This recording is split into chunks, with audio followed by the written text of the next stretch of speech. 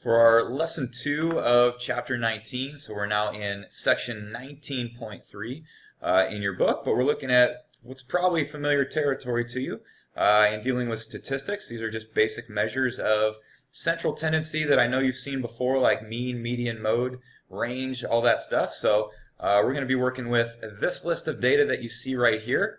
So those are our data values.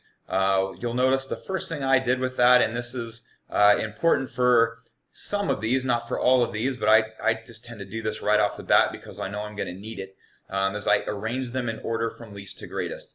That's really important when you get to the median. It does help you with the mode. It helps you to put them in order. It makes the mode more obvious.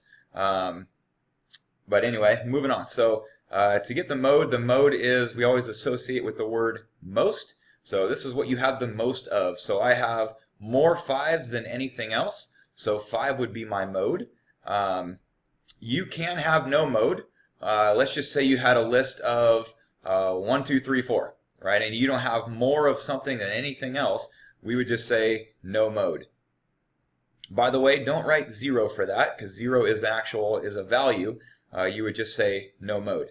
If I had 4 5s and 4 6s, then 5 and 6 would be my mode. So it is possible to have more than one mode if they have equal amounts, more than all the other numbers. So keep that in mind. The median is, we always associate with the word middle. So highlight that word. Median is the middle value, and for that you do need to put them in order from least to greatest. So if you look at this, if we figure out the middle number, notice in this case that there are 15 values within this list of data. So if you think about it, just logically, what would be the middle value? Well, if I have 15 values, that would make the 8th term the middle value, because then I would have 7 to the left of him and 7 to the right of him for a total of 15 terms. So I know it's the 8th term. This is sort of a little algebraic way of figuring that out. So if I look here to find the 8th term, then 1, 2, 3, 4, 5, 6, 7, 8. I can see my 8th term is 5. So I have 7 to the left of that. I have 7 to the right of that. So my median is 5. If you don't have a true middle, because you have an even amount of terms, so let's just say you had 20 terms, well, if I split that in half, I have 10 to the left and 10 to the right. And so what we do is we take the average of the two middle terms. So if we averaged out terms 10 and 11, right, take the average of the middle two, we can do that when we have an even amount of terms. And so sometimes you got to work with a little bit of logic on that in order to come up with what would be a middle value.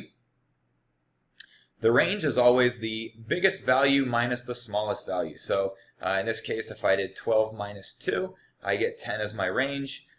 Mean we always associate with the word average. So we can find the average by just adding up all the terms and dividing by the number of terms. So if we were to add all these together, we get a sum of 85. And if we divide that by 15, because we had 15 terms, then we get our mean. Make note of this symbol right here. The X with the bar on top is the symbol that we use for mean for these guys. So make sure you know what that symbol is. So these are all your kind of basic measures of central tendency. And as I just showed, all this is done by hand. There are ways of doing this on a calculator though, so I want to show you that real quick. So looking at this first part, we're going to be using this list of data right here. So you can either split screen this if you need to, or pause the video if you need to write that down. But here's how I'm going to enter all this data into my calculator, so that I can get some of this information from my calculator. Alright, so if you go to your calculator, the most popular button we're going to be working with for all of our statistics chapters is right here under Stat. So if you go to Stat, and then that first option that says Edit, so I'm going to hit Enter, and that brings up all of your lists. So right here under List 1, I entered in all the data that we're using for this particular problem that you were just seeing in the notes on the last page. So you simply go on down the line, you enter each piece by hand. So I hit 3, enter, 6, enter, 5, enter, and that puts in all my lists of data so that I have it under list 1. So now if I go back into stat, and I'm going to go over to calc, and I'm going to choose, these are all one variable stats, so I'm going to choose option 1, and you'll notice I do have my list listed under list 1, and so I'm just going to hit enter, enter, enter, and I get a lot of good information right here. So right off the bat I get the average, so the X with the bar on top is my average. So typically we'll do 3 sig figs, so 5.67 is my average. Let's see, right here, this tells me that my sum, see the little sigma x, that's the sum of all of your x's. So I already showed you on the notes that if I added all that data together, that they added up to 85. So that 85 was the sum of all of my x's. N is the number of terms. I had 15 terms in my list. I can see the smallest value, the minimum, was 2. And if I scroll down, there I get the median. My median was 5. My max, my highest value is 12. So again, if I was doing the range, I would be doing 12 minus 2 to get the range. You'll notice the one thing that this doesn't show me is the mode. And so the mode is still something you would have to get by figuring out on your own by looking at the list. One thing that might help you, because some of the lists in your homework are pretty big. And to get the mode, it can really help if you put everything in order. So one way to do that is if you go under stat and go to sort. So right here under sort A, I can actually let my calculator sort my list and put it in order for me. So if I hit enter, for sorting A, I want it to sort list 1. And so right above, let me get on the screen for you, right here above the number 1 you see L1, that's list 1. So I'm going to hit second L1, enter, and now it's done. And so my list has now been sorted for me under list 1. And so if I go under stat and edit, look at list 1. It's now been sorted in order for me from least to greatest. And so that's kind of a nice way of now identifying my mode. I can now see right here where all the 5s are. I had 4 of those, and if I scroll down, yep, 5 was my mode, and so we're good on that. As you move on, you're going to at some point need to clear out your list of data so you can put new lists in there. The easiest way to do that is to go all the way up to the list title, L1. Do not hit delete. It will actually delete the whole list from your calculator, and you have to reset the entire calculator to get it back. So instead of hitting delete, hit clear, enter, and that will clear out the list for you, and now it's free to use for another list of data. So that's the best way of doing that within your calculator. Let me go back to our notes. There we go. So just a couple side notes that I want you to see on this. Obviously the calculator is a great tool for help. Just a couple things I want to go through with you that you should know how to do by hand. One thing that we looked at in the previous set of notes was making a frequency table, but we had those in classes. This is a frequency table, just not within classes. And so if I listed my x's here, and now again I'm just using this list of data, you can see that I had 2 2s, 2 3s, 1 4, 4 5s, and so that's all you're seeing in this list right here is I had 2 2s, 2 3s, 1 4, 4 5s, and so on. And so it's put within a frequency table. It's just another way of organizing the data, so I just wanted you to see it. This can also help with identifying what the mode is. If sometimes you're given a frequency table like this, and they ask you questions about it, like what's the mode? Well, look at my frequencies.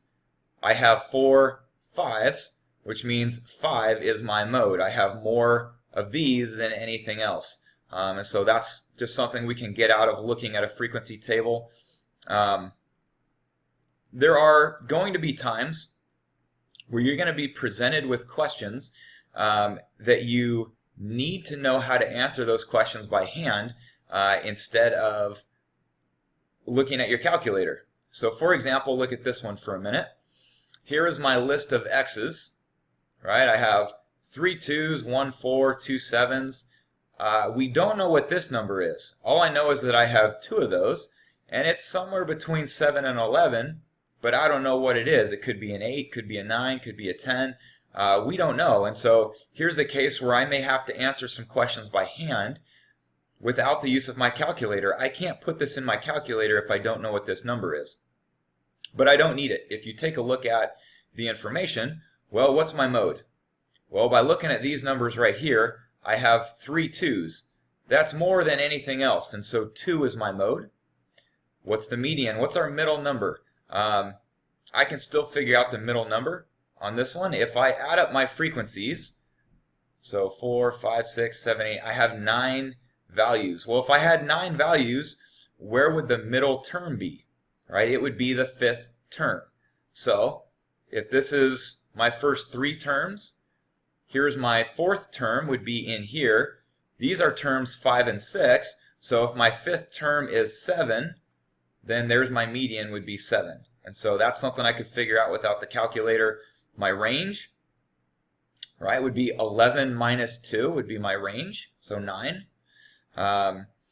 They might tell me what the mean is, and I might need to solve for x. Let me show you really quick how something we can do. This will be on your test, so pay attention to this example right here. But how do I figure out what y is? If I'm given a list of data and I'm told the average is 5.5, how do I figure out my missing value? So this is something you will be tested on, so pay attention to this example.